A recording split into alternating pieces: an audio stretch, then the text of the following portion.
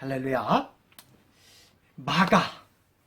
마가는 누구입니까? 이 오후 시간에 좀 마가복음에 대해서 좀 같이 생각해 보며 은혜를 나누는 시간을 좀 가지려고 합니다.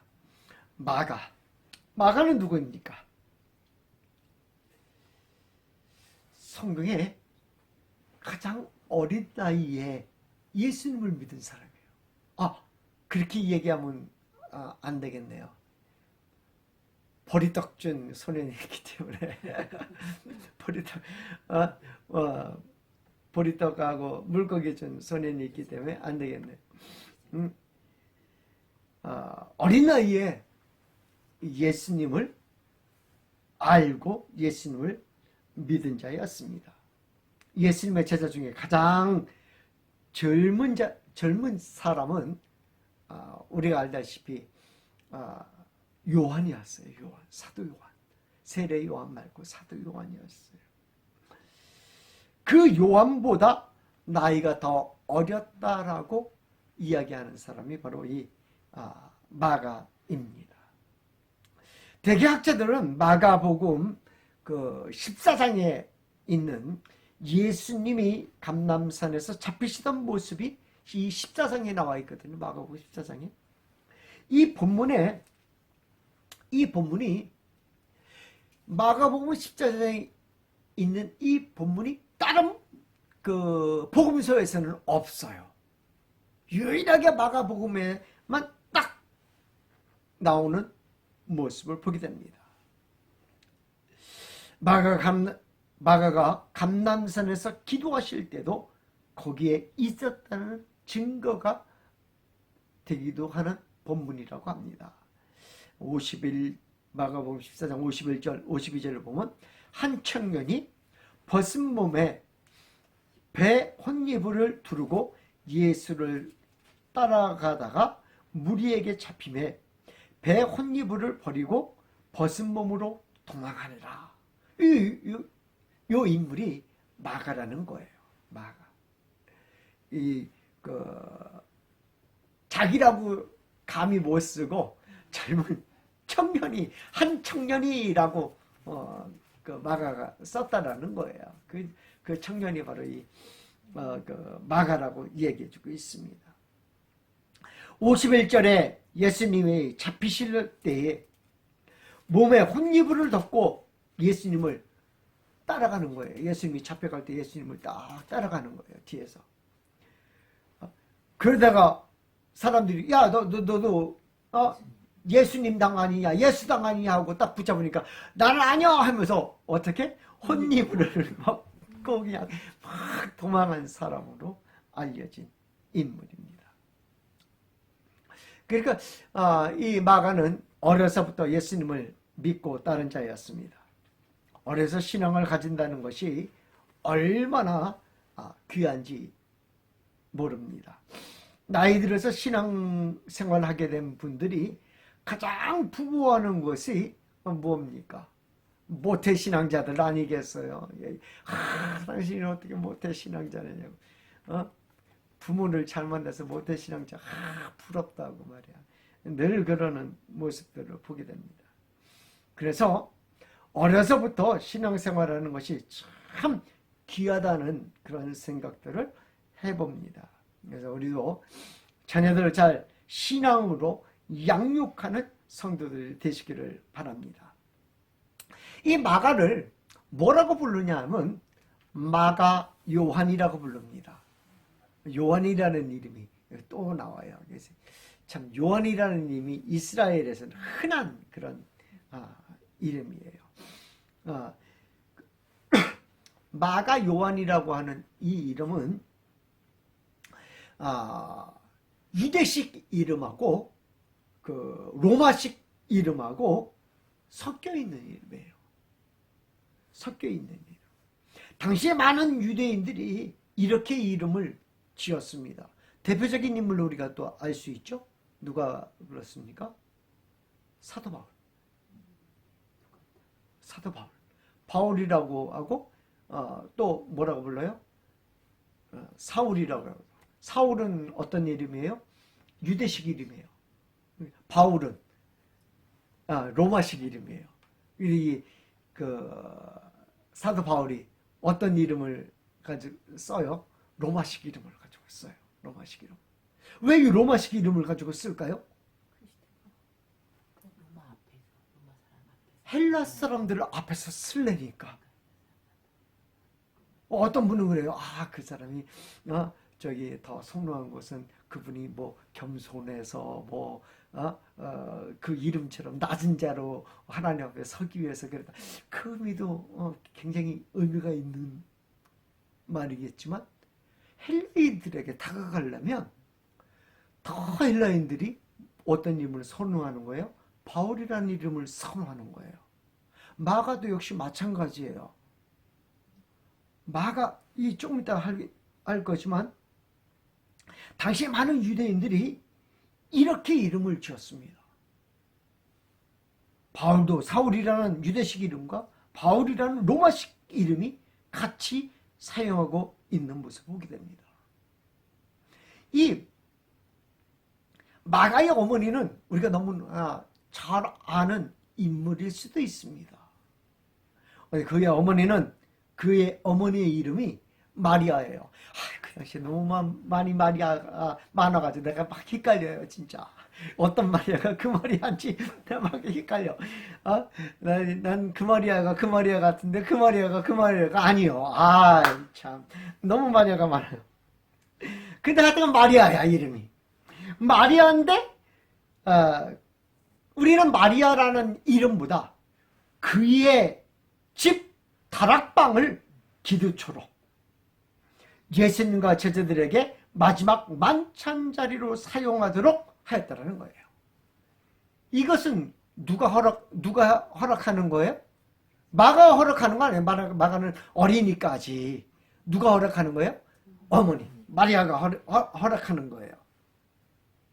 우리가 알고 있던 마가의 다락방으로 예수님과 제자들이 최후의 만찬을 잡수신 곳이며 오순절 때 성령이 강림한 장소이기도 한 곳입니다.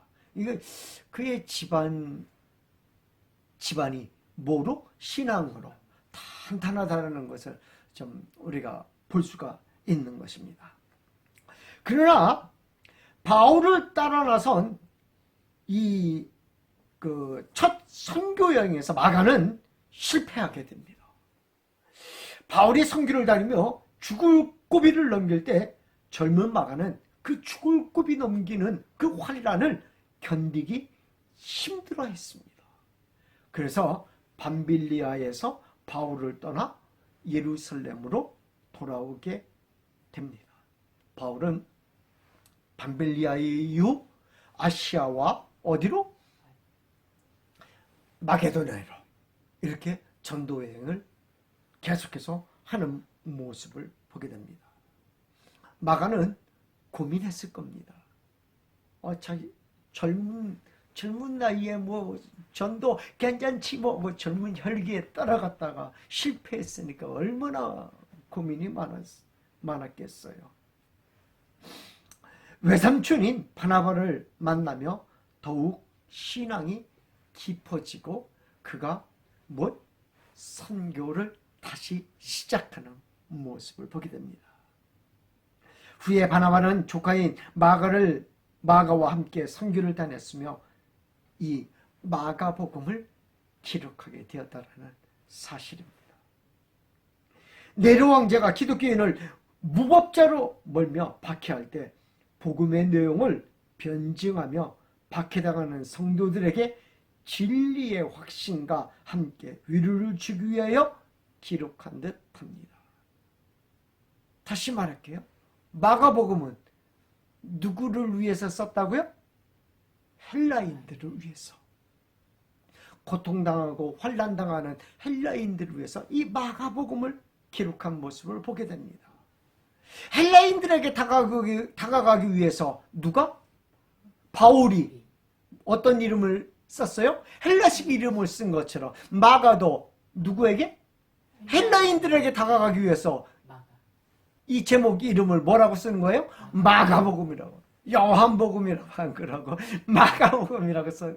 참 우리가 제목 하나를 보더라도 야 이거 왜 마가복음을 했는지 알 것 같고 왜 요한복음으로 했고 왜 마태복음을 했고 왜 누가복음이라고 했는지를 알 것 같은 그런 복음을 위하여 작은 것 하나까지도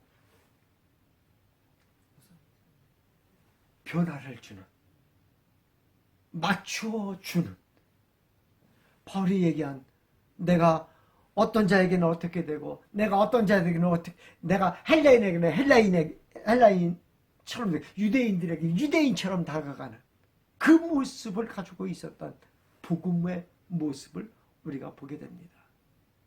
그런데 뭐는 변하지 않아요? 복음은 변하지 않고 진리는 변하지 않고 그 껍데기만 변해서 찾아가는 모습을 보게 됩니다. 근데 천주교는 뭐가 바뀌어요? 그 안에 본질이 바뀌어요. 거기에 그 사람들이 그 호응하는 대로 가가지고 본질이 바뀌는 바람에 문제시가 되는 모습들을 천주교는 많이 가지고 있는 모습을 보게 됩니다. 특히 마가복음에서는 유대의 풍속을 설명한 것들이 자주 등장합니다. 그렇잖아요. 헬라인들은 유대 풍속을 잘 모를 거 아니에요. 그러니까 이 마가복음에서는 유대 풍속을 설명한 것들이 있다라는 거예요. 유대에 익숙하지 않은 이방인들을 염두에 두고 쓴 것이라고 합니다. 복음서 중 가장 빠른 복음서이며 아주 간략한 기록과 함께 예수님의 가르침보다는 기적의 사건에 비중을 두었다고 합니다. 예수님의 그 가르침보다 기적의 사건에 비중을 두었다고 하는데 예수님의 가르침에 비중을 둔 것은 뭐예요? 그럼 요한복음 가르침에 중심을 두고 요한복음 이거는 이방인들이니까 아무래도 뭐? 기적. 일단 봐야 믿으니까 그런 놀라운 일들. 우리나라 사람들이 좋아하는 그런 기적들. 우리나라 사람들은 심성이 그래가지고 기적들 보면 오 그래가지고 혹 한번 빠져들어가. 우리나라 습성에 좀 맞는 복음서가 아니겠는가라는 그런 생각도 좀 해봅니다. 하여튼 그래요. 이 본서에서 가장 중요시한 것은 예수님의 무엇을 보여주는 거예요? 길을 보여주는 거예요. 예수님의 길. 예수님께서 환난당하고 고난당하고 십자가에 달려 돌아가시는 그 역경의 길, 그 길이 어디에서? 갈릴리에서 어디로 가는 길이에요? 예루살렘으로 가는 길이에요. 그래서 계속해서 길에서 이렇게 얘기해요. 그러면서 이렇게 얘기해요. 제자들 너희들은 어느 길을 가겠느냐? 라고 묻는 거예요. 예수님이 가신 그 길이라면 너희들도 예수님처럼 그 길을 가야 되는 것 아니겠느냐? 라는 거예요. 그 길은 절대로 쉬운 길이 아니라는 것입니다. 인간으로 오셔서 고난의 길을 걸으신 예수님의 길입니다. 그와 동시에 제자들의 길은 어떤 길이어야 하는지를 보여주고 있다라는 것입니다. 1차 전도여행 당시 바울은 바나바의 추천으로 마가를 데리고 전도여행을 떠납니다. 구브로 섬에 전도를 마친 후 배를 타고 버가에 이르렀을 때 불현듯 마가는 복음을 전하는 일을 멈추고 예루살렘으로 돌아가 버렸습니다. 이 일로 바울은 무척 실망을 했으며 2차 전도 여행을 떠날 때 바나바와 바울이 3차 전도 여행, 2차 전도 여행, 3차 전도 여행 헷갈리네. 이거 그건 나중에 참고하시고요. 바나바와 바울이 전도 여행을 길을 달리하는 원인이 되기도 했습니다. 바울은 실라와 함께 떠나고 바나바는 누구와 함께? 마가와 함께 떠나는 거예요. 그렇다고 해서 마가가 초대교회에서 사라진 사람으로 세상으로 돌아간 사람이 되지 않았습니다. 바울은 거듭난 마가에 관해 다음과 같이 기록하고 있는 모습을 보게 됩니다. 또한 나의 동역자 마가, 아리스다고, 데마, 누가가 문안하느니라. 또 디모데후서에서는 이렇게 얘기합니다. 누가만 나와 함께 있느니라. 네가 올 때에 마가를 데리고 오라. 저가 나의 일에 유익하니라. 처음에 같이 다니기를 싫어했는데 이제는 유익한 사람이 되었어요. 마가가. 바울의 초기 선교에서 바울을 배신하고 떠난 마가를 그의 선교사역 후반에서는 나의 일에 유익하니 데리고 오라고 할 정도로 마가에 대한 신음을 가지고 있었던 것입니다. 그만큼 성숙한 신앙인이 되어 있었다는 것을 말해주고 있는 것입니다. 이러한 면에서 바나바의 인내와 훈련은 마가에게 약이 되었다고 생각합니다. 사람이 어떤 사람을 만나느냐에 따라서 달라지는 것 같아요. 만약 한 사람이 굉장히 충성스러운 한 사람이 있다고 생각해 보십시다. 굉장히 자기 사람한테 굉장히 충성스러운 거예요. 근데 이 사람이 악한 사람을 만나면 그 사람은 어떻게 바뀔까요? 충성스러우니까 어떤 일에? 악한 일에 충성하는 거예요. 이 사람이 어떤 사람을 선한 사람을 만났다고 해보십시다. 무슨 일에? 선한 일에 충성하는 거예요. 어떤 사람을 어떻게 만나느냐는 굉장히 그래서 사람들이 참 중요한 것 같아요. 마가가 계속 누구 밑에? 바울 밑에 있었더라면 아마 신앙을 회복하기 너무너무 힘들었을 것 같아요. 누구 밑에? 누가? 바나바가 모든 사람들을 포용할 수 있는 바나바가 그를 맡음으로 그가 선하게 쓰임받는 모습을 보게 되는 거예요. 왜 바나바가 모든 사람을 포용하는 거예요? 예수님 잡아 죽였던 누구까지도? 바울까지도. 품은 사람이 누구예요? 바나바예요. 다른 사람들이 그 사람만큼은 안 됩니다. 우리 예수님 믿는 사람들 다 잡아 죽였어요. 그 사람만큼은 안 됩니다 라고 할 때 바나바가 그 사람을 끌어안고 아닙니다. 이 사람 이제는 예수님 믿습니다 하고 데려다가 하나님이 같이 하고 안디옥에서 같이 가르쳤잖아요.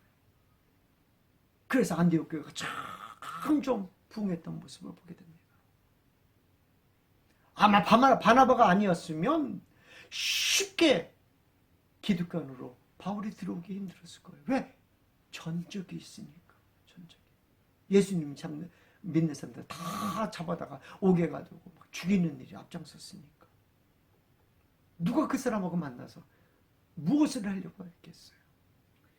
그런데 바나바는 품었어요. 또 마가가 나 못하겠어요. 전도 선교 못하겠어요. 이 일을 하면 나 이렇게 힘든 일이라면 나 예수 안 믿을래요 하고 때려치고 돌아오니까 그 돌아온 마가를 품은 사람이 누구예요? 바나바가 너 품어주는 거야. 아니야. 그래서 성령 충만해야 하나님 일을 하는 거야. 이것은 하나님의 은혜로 하는 거야 하면서 그를 붙잡아주는 사람이 바나바예요. 그러니까 그가 성령 다시 충만해지고 하나님의 은혜로 하나님의 선교 일을 감당하는 모습을 보게 됩니다. 우리도 마찬가지예요. 어떤 사람을 어떻게 판단하고 어떻게 보느냐는 내 현재 시각이 아니라 우리는 하나님의 시각으로 봤으면 좋겠어요. 아, 저 사람은 내가 쓸모없어서 버려야 돼. 그게 아니라 내가 품을 수 있을까? 하나님이라면 내가 품으라고 할까? 예수님이라면 품으라고 할까라는 그런 마음. 참 예수님 믿는 사람들에게 참 필요한 것 같아요. 악한 사람이라도 내가 예수님이라면 과연 어떻게 하실까?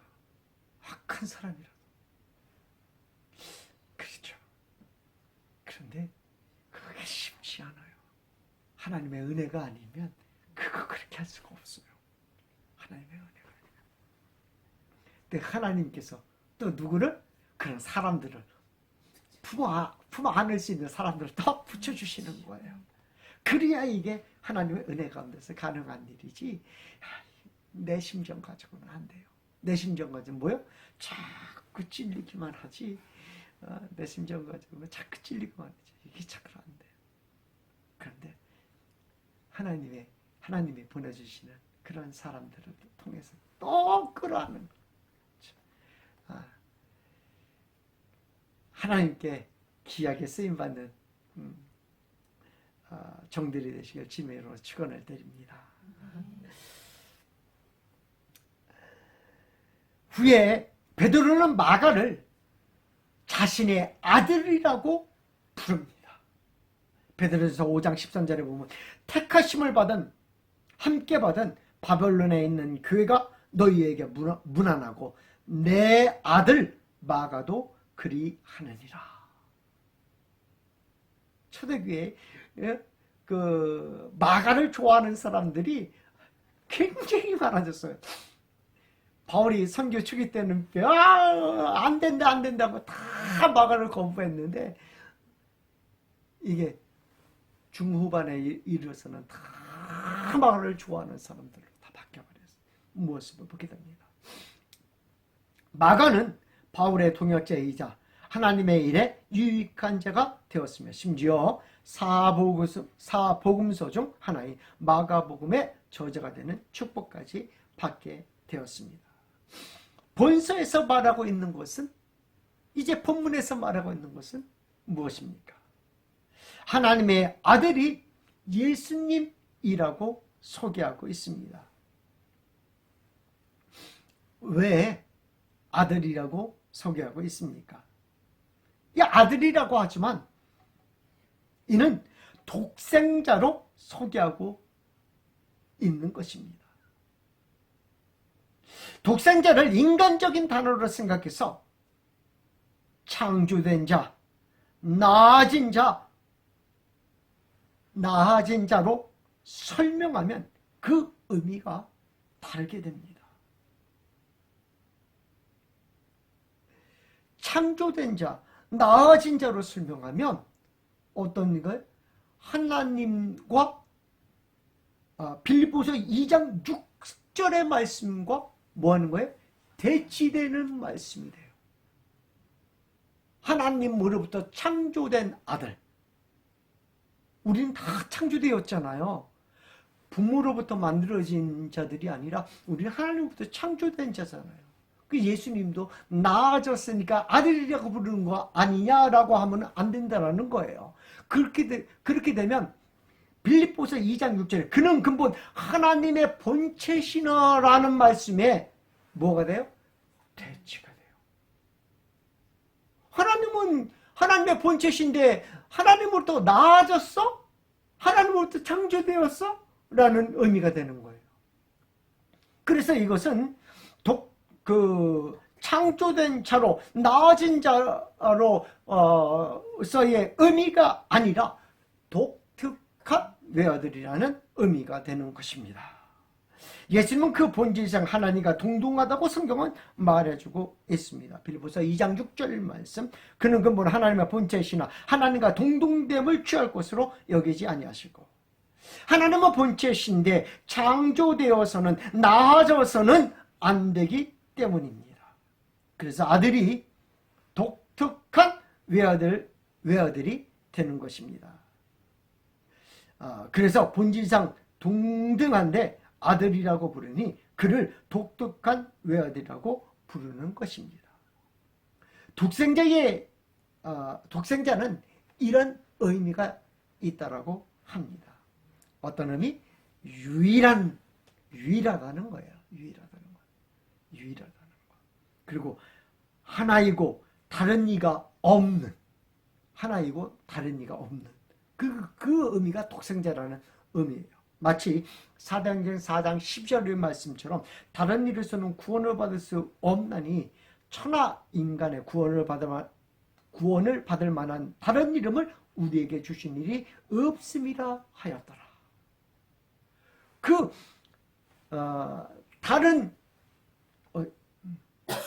하나이고 다른 이가 없다라는 의미가 되는 것입니다. 유일한 이름이라는, 다른 이가 없는 이름이라는 의미가 있습니다. 하나님의 유일한 존재인 예수님의 복음의 시작이 된다는 의미인 것입니다. 하나님의 하나이고 다른 이가 없는 예수님이 복음의 시작이 된다는 의미입니다. 복음의 시작이라는 것이 의미하는 것은 무엇입니까? 복음의 시작. 이는 지금까지는 복음을 그림자로, 모형으로 알려주고 보여줬다라는 것입니다. 그러나 이제부터는 실체로서 복음이 시작되었다라는 것을 말해주고 있는 것입니다. 창세기 3장에서는 여자의 후손이라는 그림자, 모형이 있었습니다. 여자의 후손이라는 그림자로 우리는 예수님을 바라보게 한 것입니다. 아브라함에게는 예수님을 바라보게 한 것입니다. 성경은 이렇게 계속해서 그림자를 말라기까지 계속해서 보여주고 있습니다. 모형을 계속해서 보여주고 있는 거예요. 그러나 이 그림자는 이미 하나님의 아들이신 예수 그리스도를 보여주고 있다는 것입니다. 그리고 이들은 그 그림자를 통하여 예수 그리스도를 보았던 것입니다. 아브라함이 누구를 통하여? 이삭을 바라보면서 누구를 바라봐요? 예수 그리스도를 바라보는 거예요. 여자의 후손인 씨를 통하여, 여자의 후손을 통하여 누구를 바라보는 거예요? 예수 그리스도를 저 멀리서 바라보는 거예요. 다윗도 역시 마찬가지예요. 무엇을 통하여서? 솔로몬을 통해서, 성전을 통해서 무엇을 바라보는 거예요? 예수 그리스도를 바라봅니다. 그래서 자신의 후손에게 주라고 부를 수 있었던 것입니다. 그러나 이제는 그림자의 시대는 끝이라는 선언이 바로 마가복음 1장 1절이 되는 것입니다. 그림자의 시절이 이제는 끝났어요. 이제는 복음의 시작이라고 선언하고 있는 것입니다. 복음의 시대가 열리면서 예수님이 등장하는 이유는 무엇입니까? 우리는 그림자 시대가 아닌 복음의 시대에 살고 있는 것입니다. 복음의 시대에는 우리가 어떻게 걸어야 하는지를 알게 하기 위함인 것입니다. 지금까지는 우리가 어떻게 살아야 하는지를 알지 못했습니다. 모형만 보니까, 그림자만 보니까 알지 못했습니다. 그런데 그 길을 예수님이 친히 걸으신 것입니다. 예수님이 그 길을 걸으신 이유는 우리에게 그 길을 가르쳐 주시기 위함인 것입니다. 친히 본을 보여주신 것입니다. 이 길은 예수님이 걸으신 길이지만 하나님이 예비하시고 준비해 주신 길입니다. 이는 하나님의 사랑 위에 세워진 길이라는 것을 알 수 있는 것입니다. 하나님의 사랑이 아니면 그 길은 있을 수가 없는 길입니다. 하나님의 사랑이 아니면 하나님은 우리에게 오셔서 고난을 받을 이유도 없는 길입니다. 순전히 하나님의 사랑 때문에 시작된 길입니다. 요한일서 4장 9절 10절 말씀에 하나님의 사랑이 우리에게 나타난 바 이렇게 나타난 바 되었으니 하나님이 자기의 독생자를 세상에 보내시면 그로 말미암아 우리를 살리려 하심이라. 사랑은 여기 있으니 우리가 하나님을 사랑한 것이 아니요 하나님이 우리를 사랑하사 우리 죄를 속하기 위하여 화목제물로 그 아들을 보내셨음이라. 우리는 하나님의 사랑을 모릅니다. 하나님이 어떻게 우리를 사랑하셨는지를 모릅니다. 그러나 복음으로 우리에게 사랑을 보여주셨다라고 성경은 말해주고 있습니다. 하나님의 아들 예수 그리스도의 복음의 시작이라. 우리가 그 복음의 시대를 살고 있다라는 사실입니다.